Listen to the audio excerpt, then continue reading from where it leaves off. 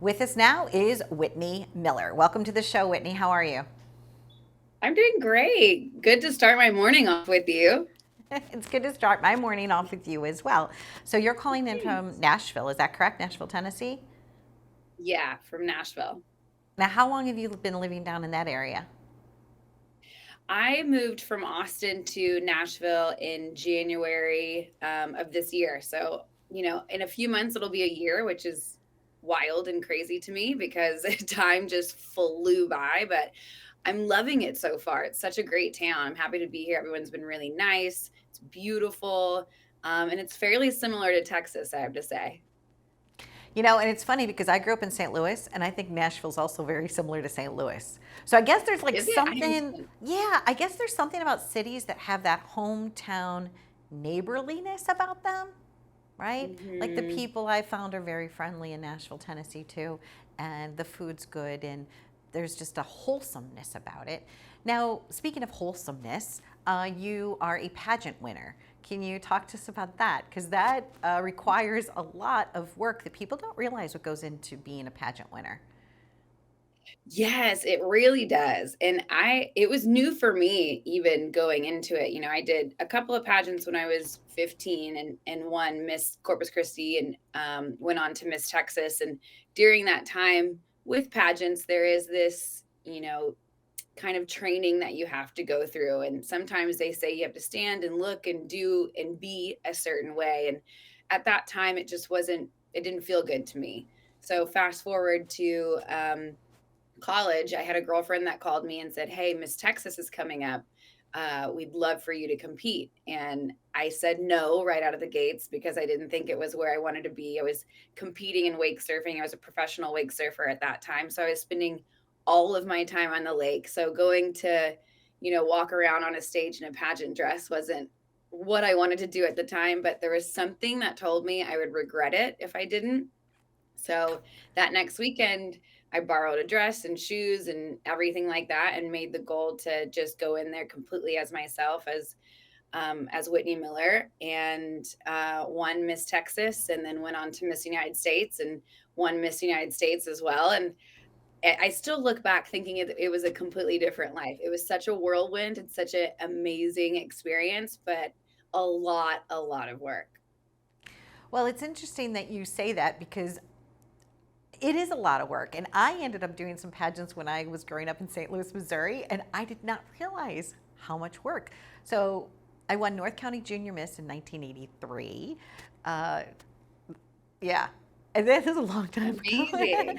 But then I did like some other pageants too. And it's interesting the friendships that you make. Sometimes you make friends in that setting that follow you throughout your lifetime. Like there's one person now who's an OBGYN and I'm still friends with Renee. And I was like, how is that even possible? Somebody that you share something with so significant and then remain friends.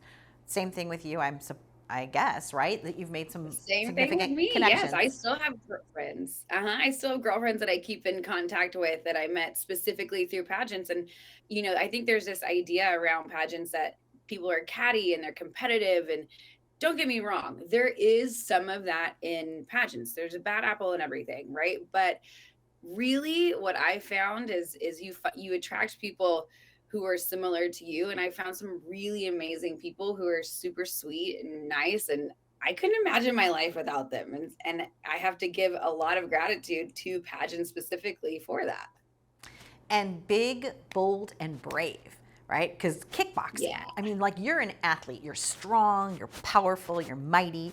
So that's an interesting juxtaposition, also, right? Is that, it's not just about this, it's also about strength, character, perseverance. So how did you transition from, right? Pageants and kickboxing, and we're also going to be talking about your music career. But tell us a little bit about the Yeah. kickboxing and the success in that area too. Sure.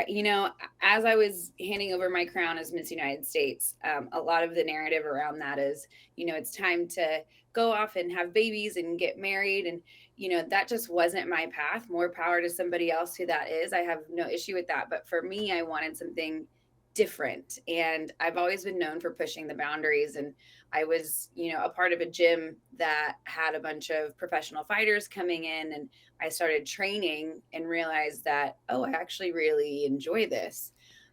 So as I handed my crown over as Miss United States, I said, what is the one thing that I can do to challenge myself more than anything, and then challenge everybody else more than anything? And it was to go into fighting, which is the craziest idea I think I've had to this day. But I went for it. I went to full fight camp in Thailand. I went to full fight camp in Santa Monica under bronze medalist Tony Jeffries. I'm a blue belt in jujitsu now and have tons of jujitsu tournaments. And then went into a boxing fight and won my first boxing match. And from there became a commentator for kickboxing.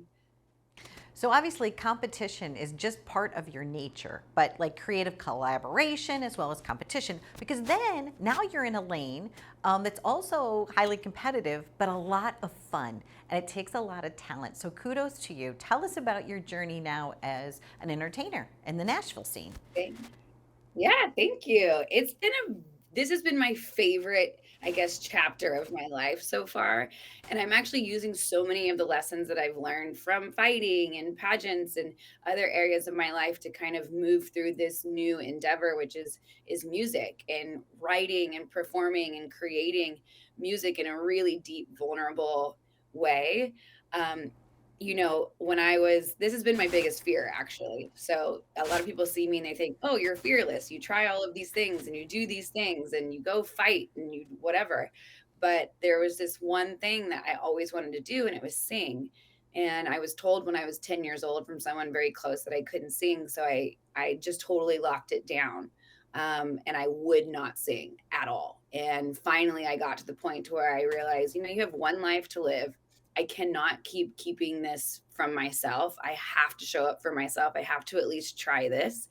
And a few years back, I started, really taking that seriously, doing a lot of vocal lessons, writing and performing. And now I'm here in Nashville doing that exact thing, and just released my debut single a couple weeks ago. So again, it's been a whirlwind, and probably the most challenging thing that I've ever done, but also the most exciting thing. I can't imagine not doing what I'm doing right now. I love that. When I was 12, somebody told me that my nose was too big, and they did, I have this like space between my teeth. So it held me back for so long. I never thought I was pretty enough to be on camera. Now I've embraced my nose. So obviously you're embracing your vocal cords. So good for you. And tell us about your new release. Tell us all about Diamonds, because, my name is Donna Drake, and I do love diamonds. They are a girl's best friend. So tell us about your song. They're the best. Yeah, so Diamond Country is really it's about being extra and kind of over the top and not caring what people have to say about you, and just fully like we were just talking about, embracing aspects of yourself that maybe people have pointed out to you before. And this is just like a coming out kind of like song of, here I am, this is me, I'm not playing small, I deserve to be here. And a lot of the influences come from early Gretchen Wilson. I love Miranda Lambert. So it's a country rock pop song that's super fun that you can dance. There's a whole dance that goes along with it. We have a amazing music video coming out with it here pretty soon. So it's so much fun. I did have a little bit of, oh, should I put out something a little bit safer? But that's not me. So I figured, let's just go for it. Let's put this big song out there and just see what happens. And at the end of the day, if people are out there dancing to it, I'm a happy camper. Well, I love to dance. So what's the first line of your song? It's, I like the finer things. Damn, they look good on me. Indeed, they do. Whitney, thank you so Yeah, much you for too, girl. joining You us. too. And I'll be down in the Nashville twice. I'll be coming down in October in Nashville, so maybe we can dance along Broadway or somewhere at one of the clubs. So thank you so much. Happy journeys to you. Thank you, Donna. Okay, bye, Whitney. Be well. Bye.